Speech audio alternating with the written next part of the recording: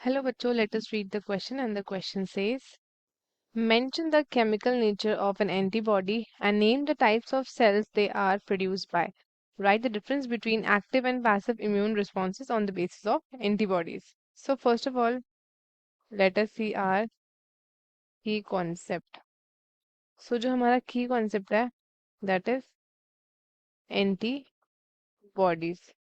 इनको हम immunoglobulins भी बोलते हैं. ठीक है, तो ये आपके क्या होता है? They are glycoprotein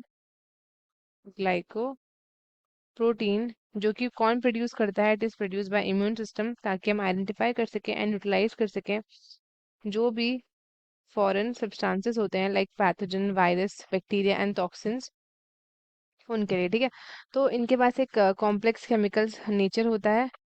they have a complex chemical nature, complex chemical nature, and उसको प्रोड्यूस करते हैं by specific types of immune cell.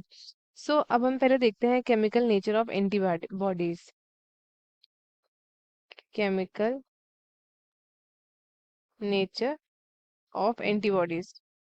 सबसे पहले हम बात कर लेते हैं about the structures. So antibodies का स्ट्रक्चर कैसा होता है? एंटीबॉडीज का स्ट्रक्चर होता है in the Y shaped. It is in the Y shaped molecule. ठीक है, जो कंसिस्ट करता है ऑफ 4 पॉलीपेप्टाइड चेन. 2 होती है उसके पास हैवी चेन्स एंड 2 होती है लाइट चेन. सो हर एक एंटीबॉडी जो मॉलिक्यूल होता है उसके पास एक कांस्टेंट रीजन होता है जिसको बोलते हैं एफसी रीजन, एंड एक वेरिएबल रीजन होता है जिसको बोलते हैं हम एफएबी रीजन. ठीक है, सो अब हम बात करते हैं अबाउट दी केमिकल कंपोजिशन.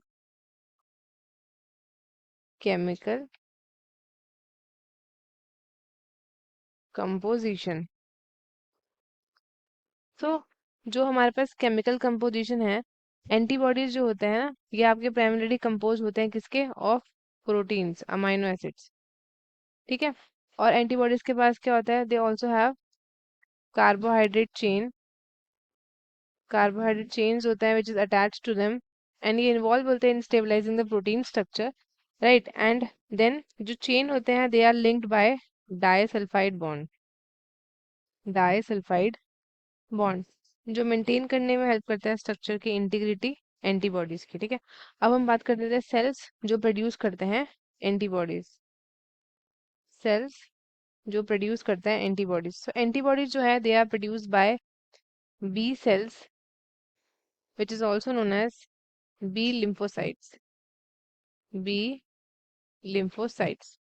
सो हमारे पास 2 टाइप के बी सेल्स इन्वॉल्व होते हैं. पहला आ जाता है हमारे पास प्लाज्मा सेल.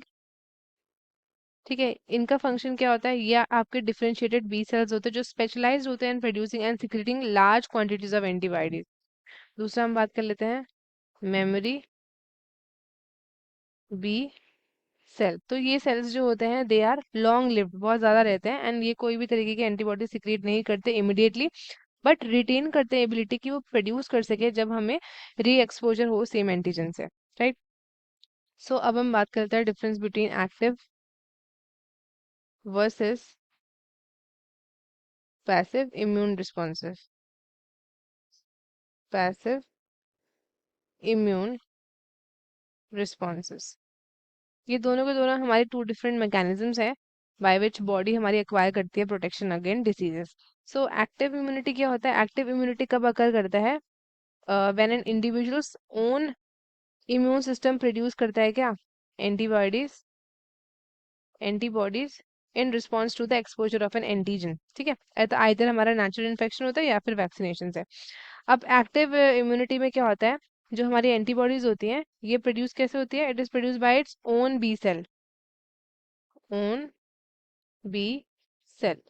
सो 2 टाइप के आपके इसमें प्रोसेस इन्वॉल्व आते हैं. एक आता है आपका प्राइमरी रिस्पॉन्स. ठीक है, और एक आता है हमारा सेकेंडरी रिस्पॉन्स. जब हमारा इम्यून सिस्टम फर्स्ट इनकाउंटर करता है एंटीजन को, तो it takes time for B cells कि वो प्रोड्यूस कर सके एंटीबॉडीज. तो ये आपका आता है प्राइमरी इम्यून रिस्पॉन्स. हम बात करते हैं सेकेंडरी की. तो जब आपका सब्सिक्वेंट एक्सपोजर होता है सेम एंटीजन का, तो जो आपके मेमोरी बी सेल्स होते हैं वो क्विकली प्रोड्यूस करते हैं लार्ज नंबर ऑफ एंटीबॉडीज. इसका मतलब इसमें आपका more rapid and robust immune response है ये आपका सेकेंडरी वाला। ठीक है।